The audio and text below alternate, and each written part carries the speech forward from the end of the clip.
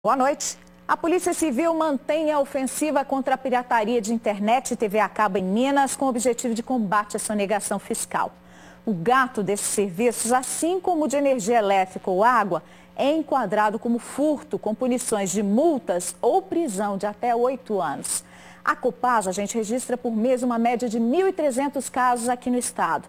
E a Associação Brasileira de TV por Assinatura estima que 4,5 milhões de residências no país tenham gatos de sinal. É gente que senta para ver TV e reclama das notícias de corrupção no governo, querendo prisão para os políticos ladrões, mas faz o mesmo. Obtém vantagem em relação aos outros por meio ilegal.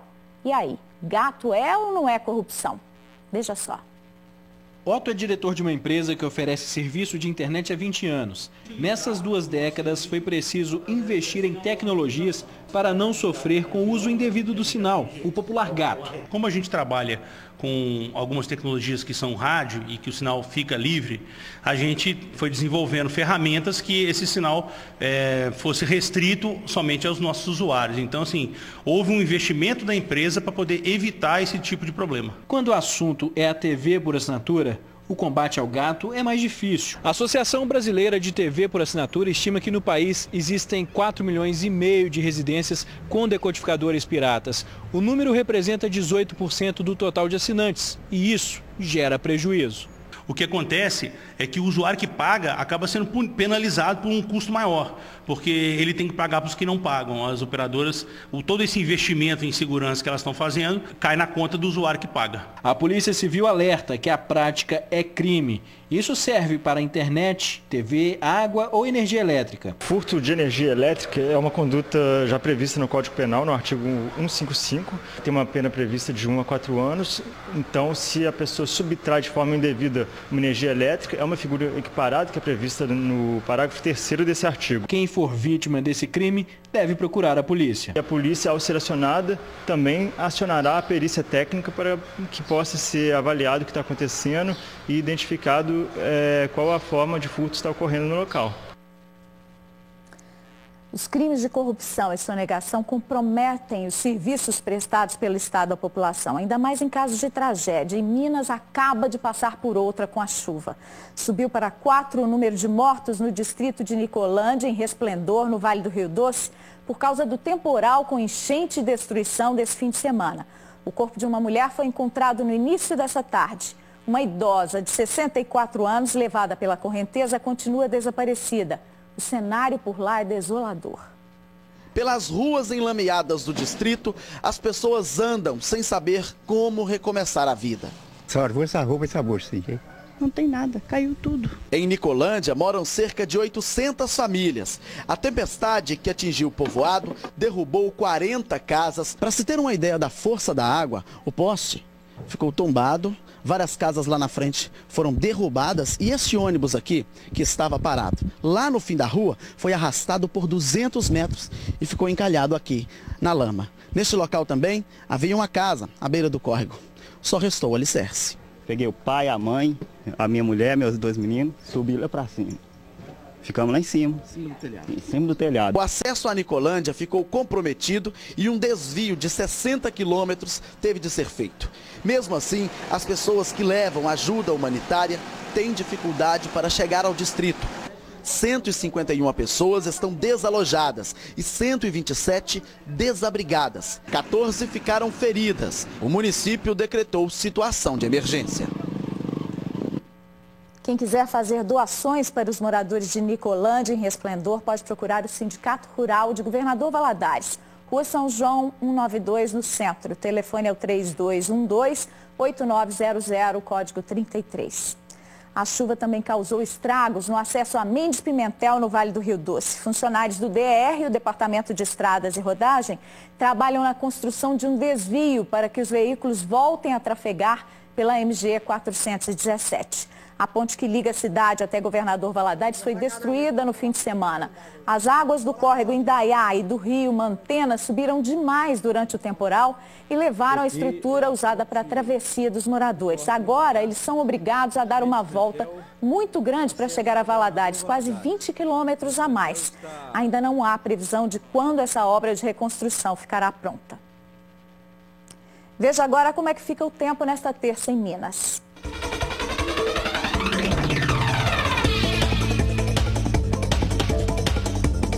A instabilidade atmosférica aumenta e causa pancadas de chuva acompanhadas de raios e rajadas de vento em todo o estado. O sol aparece entre nuvens. Em Belo Horizonte, mínima de 18 e máxima de 26 graus. Em Araxá, os termômetros vão dos 19 aos 27 graus. Dos 21 aos 32 em Ipatinga. Em Januária, as temperaturas variam entre 22 graus e 33. Em Viçosa, mínima de 16 e máxima de 29 graus.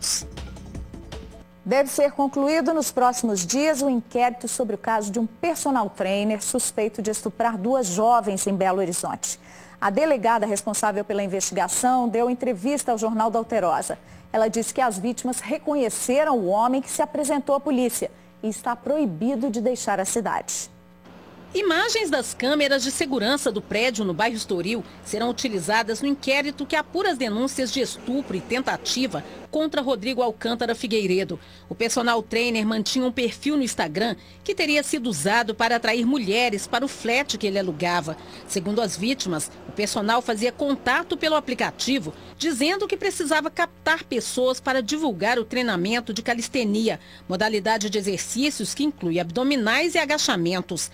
A aula seria gratuita para quem aceitasse participar da divulgação. O caso veio a público após a denúncia da jovem de 23 anos que afirma ter sido estuprada pelo personal trainer no mês de outubro.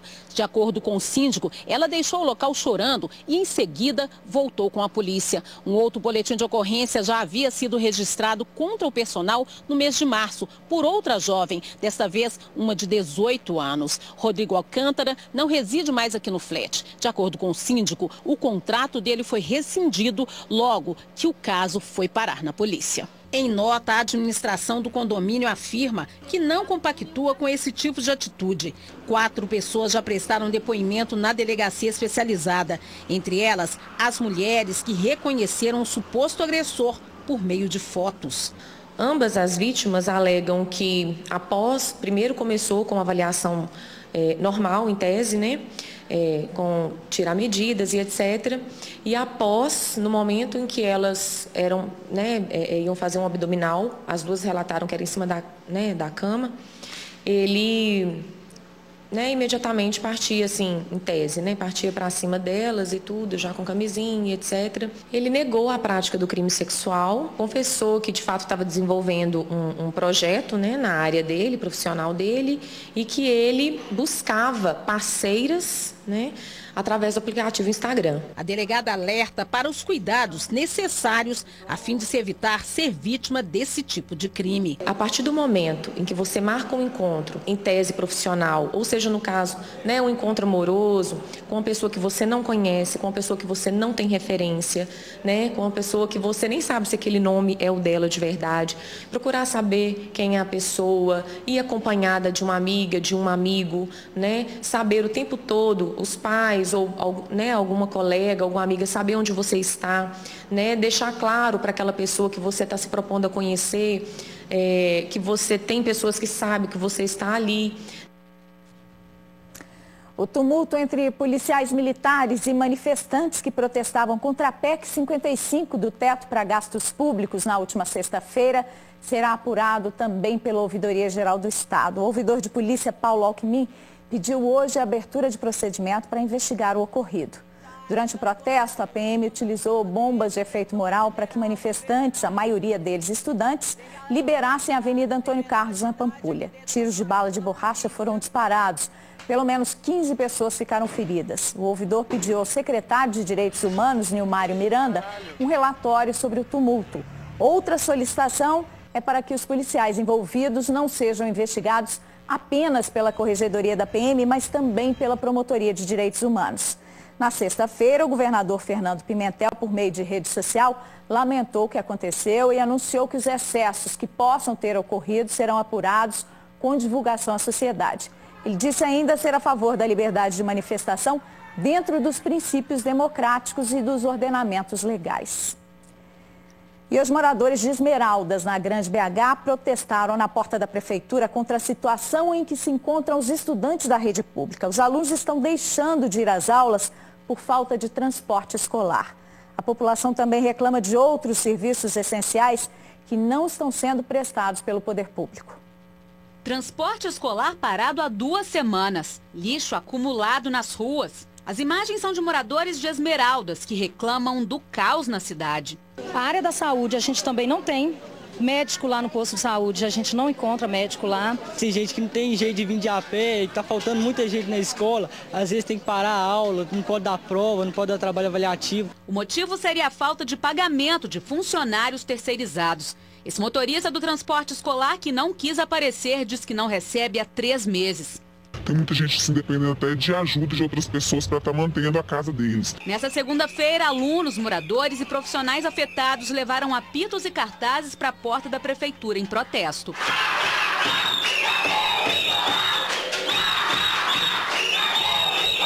O objetivo também é acionar o Ministério Público.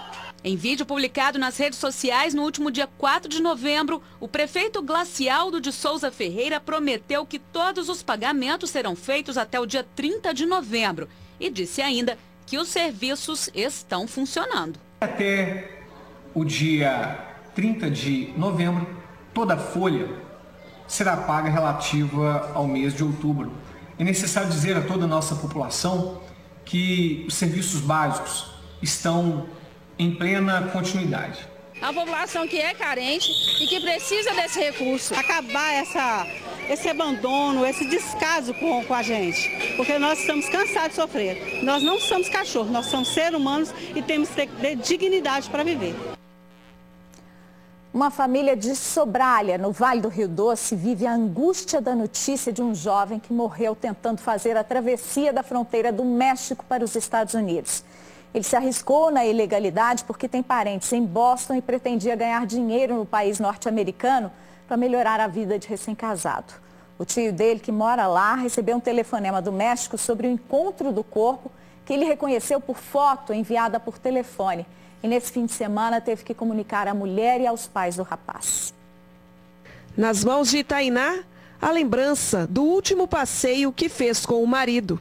Nesta foto, o casal comemora o casamento, que aconteceu há apenas 7 meses. Os planos eram construir a casa por cima da casa da mãe dele, para a gente continuar perto dela e trocar o carro dele, só isso. Jefferson saiu daqui do distrito de Plautino Soares, em Sobralha, no dia 2 de novembro, acreditando que iria realizar o sonho de morar na América. No sábado, dia 12, por volta de 11 da noite, ele fez contato com a esposa pelo celular, dizendo que naquela hora estaria saindo para tentar a travessia do México para os Estados Unidos. Após 5 dias, sem nenhuma informação, Tainá recebe a notícia que ela mais temia. Foi pela madrasta dele, ela não conseguiu falar, mas quando eu perguntei, pode falar, aconteceu alguma coisa com meu marido, né? Ela só balançou a cabeça e nesse momento eu desmaiei. Reginaldo é pai de Jefferson e ainda não consegue acreditar no que houve. Segundo o pai, Jefferson carregava no bolso o telefone de um tio que morava em Boston. Foi o tio quem recebeu a notícia de que o corpo do rapaz, de apenas 20 anos, havia sido encontrado em uma cidade do México, que faz fronteira com o Texas. Reginaldo reconheceu o filho por meio de uma foto. Pela tatuagem que ele tem no braço com o nome da mãe dele. Como é que vai ser a vida daqui para frente? Sem ele, eu não sei. A informação que a família recebeu foi de que Jefferson estava com outros brasileiros em um bote no Rio, que fica na fronteira entre os 2 países, mas caiu na água e se afogou. O Itamaraty informou que o consulado do Brasil no México foi comunicado e tenta apurar com as autoridades locais as circunstâncias dessa morte. O consulado também estaria em contato com a família do jovem.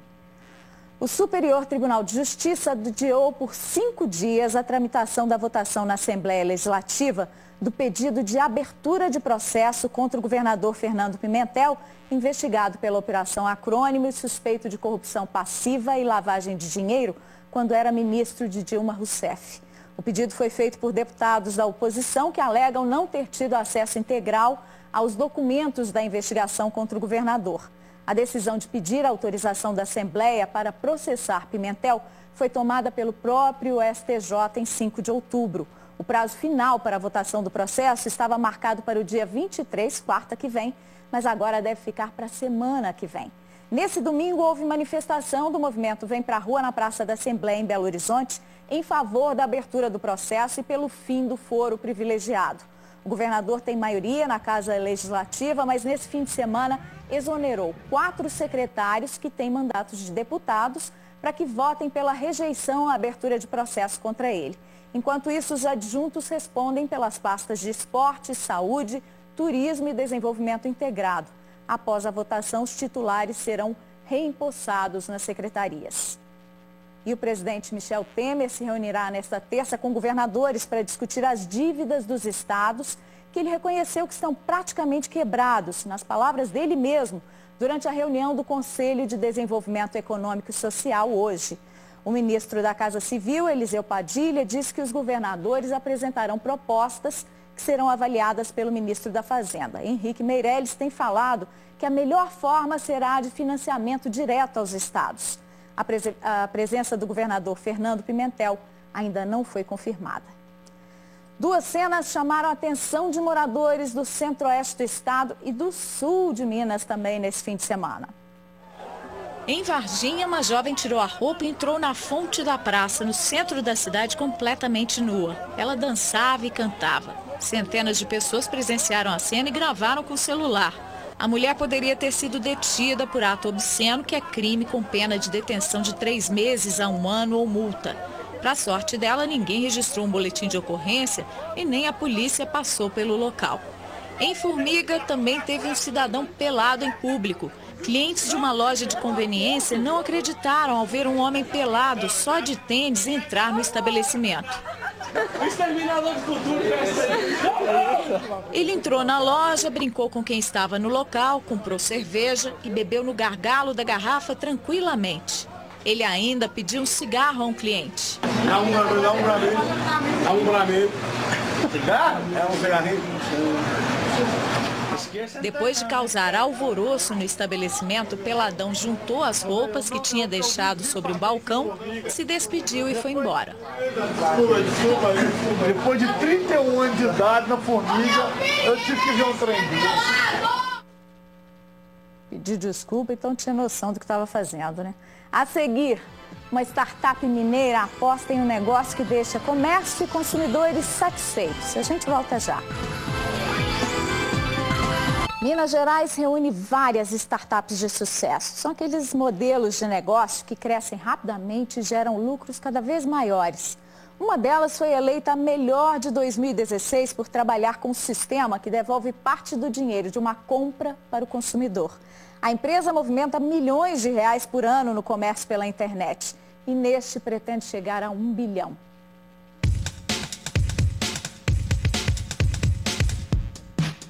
Um espaço moderno e descontraído. Em Belo Horizonte são 62 funcionários e há outros 18 em Manaus e São Paulo.